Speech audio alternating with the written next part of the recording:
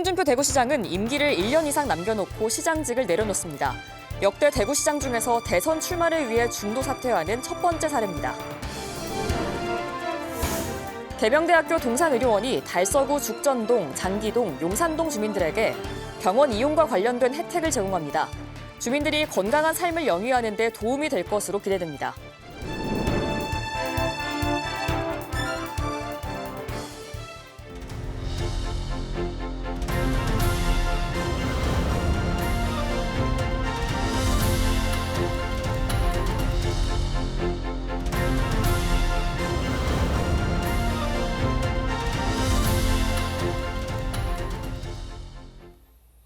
시청자 여러분 안녕하십니까? BTV 대구 뉴스입니다. 첫 소식입니다.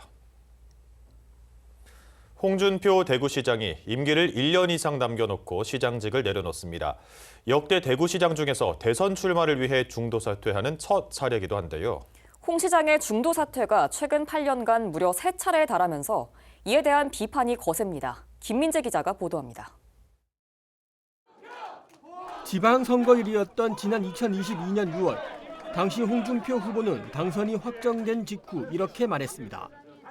앞으로 4년 동안 대구, 경북 미래 50년 준비를 하고 대구, 경북 미래 50년의 기반을 마련하는 데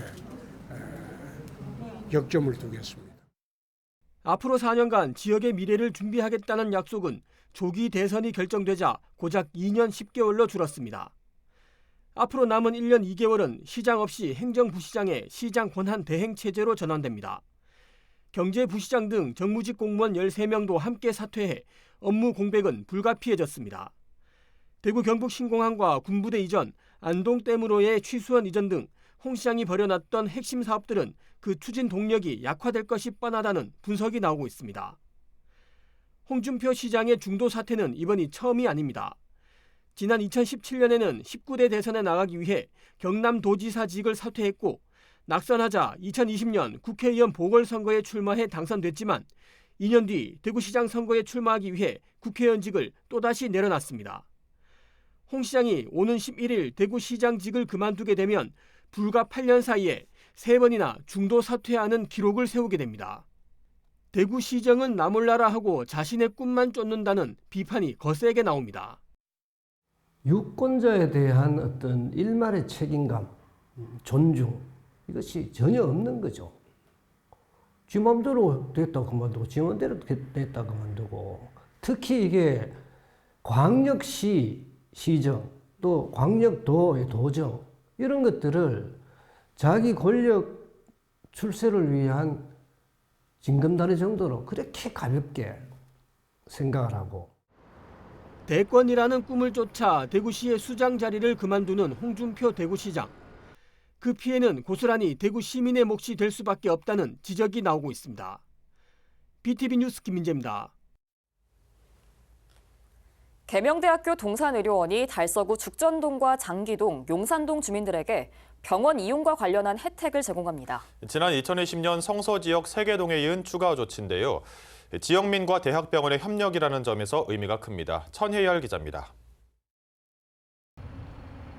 최근 달서구 장기동과 죽전동, 용산 1동과 용산 2동이 계명대학교 동산의료원과 업무 협약을 체결했습니다.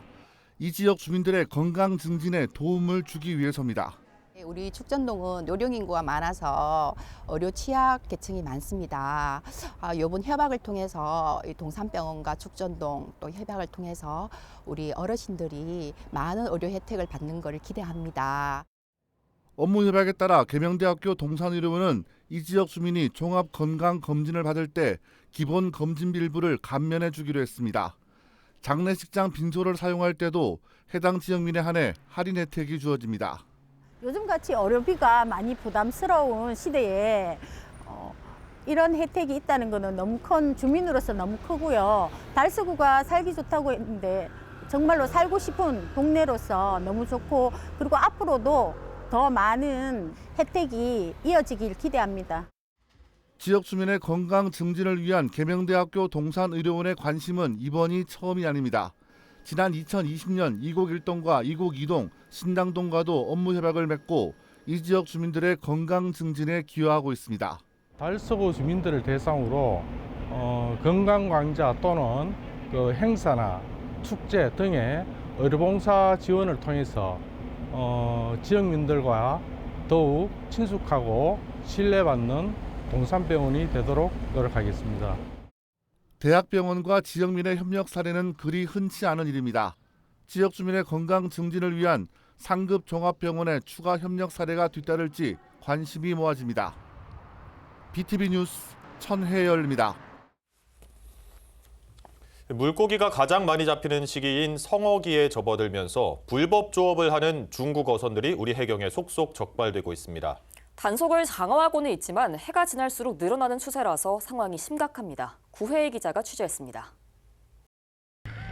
해경이 어둠을 뚫고 중국 어선 한 척을 바짝 추격합니다. 해경의 정선 명령에도 멈추지 않자 직접 진압대원들이 선내로 진입합니다. 진압대원 6명 승선 완료 조타실 진입 중에 있어. 해경의 명령에도 철문을 걸어 잠근 채 도주를 지속합니다. 동원된 장비로 철문을 강제 개방하고 조타실에 진입했지만 저항을 멈추지 않습니다. 중국 선을 지금 저항 중에 있어요. 지난 3일 옹진군 백령도 서쪽 약 46km 해상에서 불법 조업을 하던 중국 어선 2척이 해경에 적발됐습니다. 이번에 납포된 어선들은 100톤급, 80톤급의 유자망 철선. 이들은 철문을 이중으로 덧대고 단속망을 피해가려 한 것으로 확인됐습니다. 봄철 성어기를 맞아 중국 어선들의 불법 조업이 끊이지 않고 있습니다. 불법 조업을 일삼는 중국 어선들은 어린 물고기까지 모두 잡아들여 어족 자원을 황폐하게 만드는 것으로 유명합니다. 해경은 특별 단속을 통해 중국 어선을 납포하거나 퇴거 조치를 하고 있지만 해마다 불법 조업은 반복되고 있습니다. 지난 2022년 8척의 중국 어선이 납포됐지만 그 다음 해엔 14척이나 우리 해경에 납포됐고 증가 추세로 돌아서더니 올해에는 벌써 3척이나 납포됐습니다. 해경은 특히 검거되지 않으려 이중으로 철문을 덧대거나 어선에 장애물을 설치해 해경의 진입을 막는 등 수법이 다양해지고 있다고 설명합니다. 해경은 앞으로 해군을 비롯한 유관기관과 협력해 불법 조업 중국 어선에 강력 대응하겠다고 밝혔습니다. BTV 뉴스 구혜입니다. 이번 경북 산불로 천년고찰 고운사, 울람사 등 국가유산이 안타깝게도 잿더미로 변했죠. 하지만 안동 하회마을과 만휴정 등 주민들과 소방 인력의 노력으로 지켜낸 문화유산도 있습니다. 이를 계기로 비상시 문화유산을 보호하기 위한 체계적인 매뉴얼을 만들 필요성이 제기되고 있습니다. 홍하영 기자입니다. 서해 유성룡 선생을 비롯해 많은 고관을 배출한 안동 하회마을. 초가집, 기와집 등 전통 가옥이 줄지어 있는 유네스코 세계유산입니다. 지난 3월 의성에서 시작된 산불로 닷새간 이곳은 초긴장 상태였습니다. 건축 자재 특성상 불길이 닿으면 집은 물론 마을이 몽땅 타버릴 수 있는데 불길이 직선거리 5km 앞까지 다가왔기 때문입니다. 보존회를 비롯한 마을 주민들, 소방 인력은 지붕에 물을 뿌리고 방사포를 설치하는 등 불길을 막기 위해 안간힘을 썼습니다. 마을에 있는 소화전을 틀어가지고 전부 초가에다 물을 다 뿌렸습니다. 전부 집집마다 다. 그래가지고 그 불똥이 들어와도 불이 나지 않도록 소방서에서 한 20대 이상의 그 소방차가 여기 와가지고 그 마을 전체를 에워싸가지고 대비를 철저히 했습니다.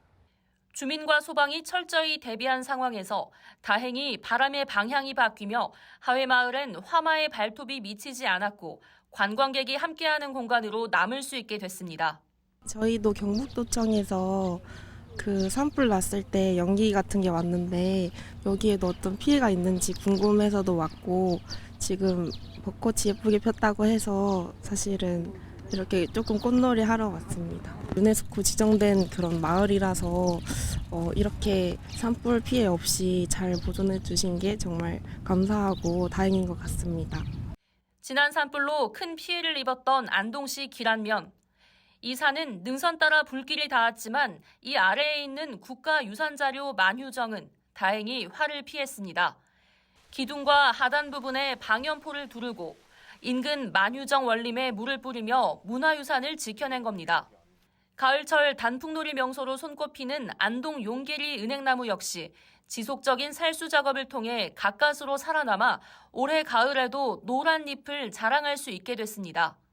이번 산불로부터 문화유산을 지키기 위해 안동시는 전통 사찰과 종택 등 15곳에 있던 유물들을 급하게 안전한 곳으로 옮겼습니다.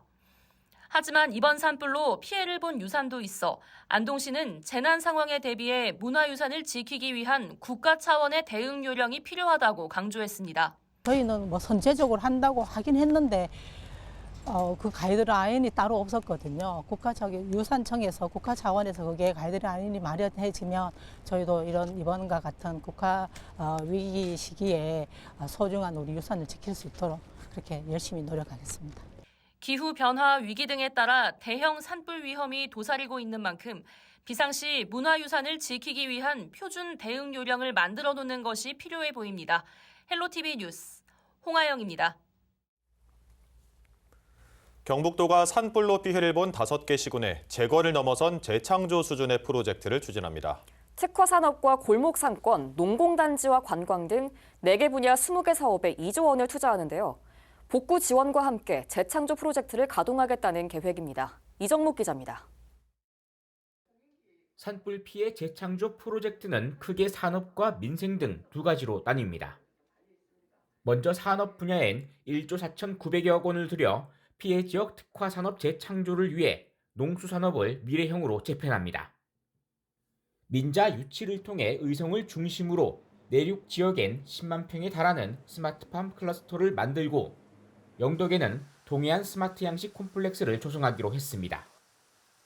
또 햄프 규제 자유특구와 바이오 생명 산업에도 투자를 확대하고 지역 농산물이 6차 산업화 될 수 있도록 전통주 산업 클러스터도 속도를 낼 계획입니다. 4천억 원의 민자를 유치해 의성 등 내륙 지역에는 10만 평 규모의 스마트팜 단지를, 영덕에는 3천억 규모로 국내 10대 수산업 기업이 투자하는 스마트 양식 콤플렉스를 만들겠습니다. 민생 분야엔 골목 상권 재건과 관광 산업에 7,900여 원이 투자됩니다.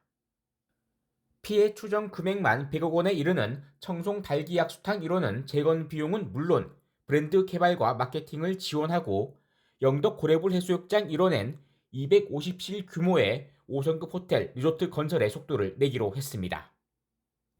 의성엔 2천억 원을 들여 미래농업을 주제로 한 테마파크도 건설한다는 구상입니다. 영덕 고래불 해수욕장에는 올해 내로 지역 활성화 투자 펀드를 지원해 2,500원 규모의 경북 동해안 최초의 5성급 호텔 리조트를 만드는 일을 마무리하고 청송에는 골프장과 숙박시설이 포함된 산림 레포츠 휴양단지가 조속히 추진될 수 있도록 경북도는 이번 프로젝트의 실행력을 높이기 위해 경제부지사를 단장으로 민관합동, 산불 극복, 경제산업 재창조 추진단을 꾸리고 특화산업과 농공단지, 골목상권, 관광산업 등 4개 분과 민간 투자에 온 힘을 쏟겠다는 계획입니다. HCN 뉴스 이정목입니다. 연간 1,200만 명의 시민들이 찾는 두류공원을 국가도시공원으로 지정하기 위한 움직임이 본격화하고 있습니다. 국회 국토법안 심사소위 위원장인 권영진 의원이 국가도시공원 지정에 걸림돌이 되고 있는 관련 법 개정에 나섰는데 이 개정 법안 통과 전망이 밝습니다. 우성문 기자의 보도입니다. 대구 도심에 위치한 두류공원. 연간 1,260만 명의 시민들이 이용하는 대구의 대표 공원입니다. 기후위기에 대응하는 도시숲으로 대구 시민의 허파와 같은 역할을 할 뿐만 아니라 문화, 예술, 오락 등 관광 자원의 요소도 갖추고 있습니다. 대구의 랜드마크인 83타워 전망대와 연간 300만 명의 관광객이 찾는 놀이시설 이월드, 야외 음악당, 문화예술회관, 도서관, 수영장, 대구 시민 정신을 보여주는 228 자유광장 등 다양한 시설은 두류공원의 활용도와 가치를 더욱 높이고 있습니다. 다양한 축제도 열리는데 치맥 페스티벌의 경우 100만 명이 찾는 대구 대표 축제로 자리 잡아가고 있습니다. 하지만 열악한 대구시 재정 여건상 두류공원과 공원 내 각종 시설물을 관리하고 운영하는 데 어려움이 적지 않습니다. 두류공원을 국가도시공원으로 지정해 국가의 정책적 지원이 이루어져야 한다는 주장에 힘이 실리고 있습니다. 국회 국토위 국민의힘 간사 겸 법안심사소위원회 위원장인 권영진 의원이 법 개정 등 국회 차원에서 두류공원의 국가도시 지정을 본격 추진합니다. 2016년 공원녹지법 개정을 통해 국가도시 지정과 정부 예산 지원의 법적 근거가 마련됐지만 까다로운 요건과 절차로 인해 아직 전국에서 국가도시 공원 지정 사례는 단 한 건도 없는 실정. 이에 권 의원은 여야 의원들과 함께 법 개정을 위한 토론회를 열고 국가도시 공원 지정 요건을 완화하는 등 법과 제도 개선을 본격화하겠다고 밝혔습니다. 국가도시공원으로 지정하는 그 의미를 살려서 정말 지역도 살리고 우리 대한민국도 살리는 그런 좋은 공원, 명품 공원. 그 첫 작업은 제가 위원장을 맡고 있는 국토 법안 소위를 통과해야 됩니다. 제가 책임지고 빨리 통과시키겠습니다. 권 의원은 이미 지난 2월 공원녹지법 개정안을 대표 발의한 상태이고 여야 의원들의 공감을 얻고 있어 개정 법안 통과 전망도 밝습니다. 권 의원이 발의한 개정안은 국가도시공원의 지정 요건을 현행 300만 제곱미터에서 100만 제곱미터 이상의 도시공원으로 완화하고 국가도시공원의 설치 관리 비용의 전부 또는 일부를 국가가 보조할 수 있도록 하며 국가도시공원의 공원시설 부지 면적 기준에 대한 제한을 폐지하는 내용을 담고 있습니다.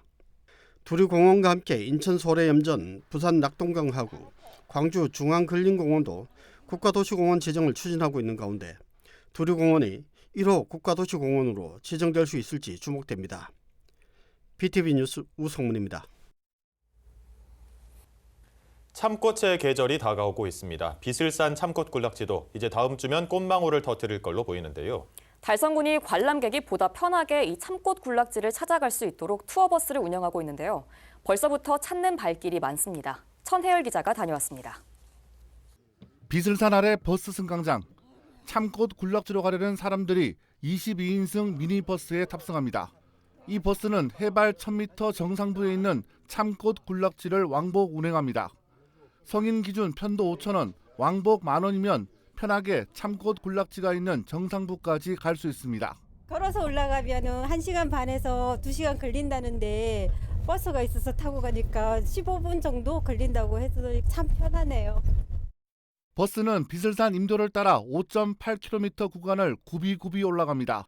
급경사 구간이나 급커브 코스를 여러 번 맞이하지만 임도가 잘 갖춰진 탓에 별다른 어려움 없이 정상부로 향할 수 있습니다. 저는 제가 알기로는 이제 비포장도로 있거든요.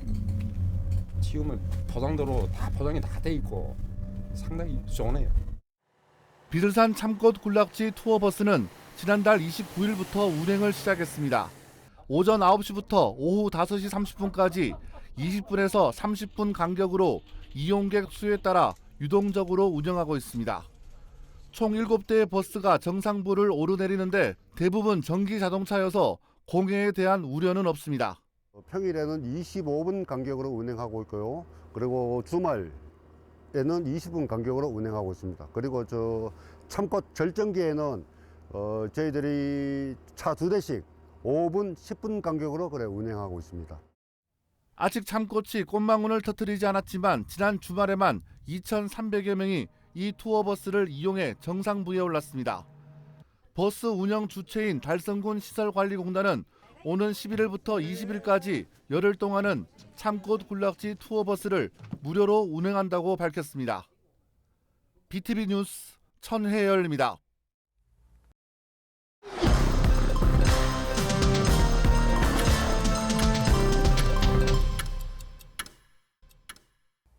대구교통공사가 도시철도 4호선 109 건설 사업의 실시 설계 최종 적격자로 서한 컨소시엄을 선정했다고 밝혔습니다. 서한 컨소시엄은 앞으로 6개월간 이 구간의 실시 설계를 맡을 예정이며 설계는 동대구로 남북 방향의 히말라야 시다 가로수 훼손을 최소화하는 방안으로 추진할 계획입니다. 이에 따라 범어 내거리에서 법원 앞까지 노선 선형을 녹지대 가장자리로 옮기고 교각간 거리도 기존 30m에서 45m로 확대해 수목 훼손을 최소화할 방침입니다. 한편 도시철도 4호선은 올 연말 착공해 2030년 개통이 목표입니다. 달서구가 구청 1층 종합민원과에 이른바 기부 키오스크를 설치했습니다. 기부 키오스크는 누구나 쉽게 기부할 수 있도록 무인 안내기 형태를 띠고 있습니다.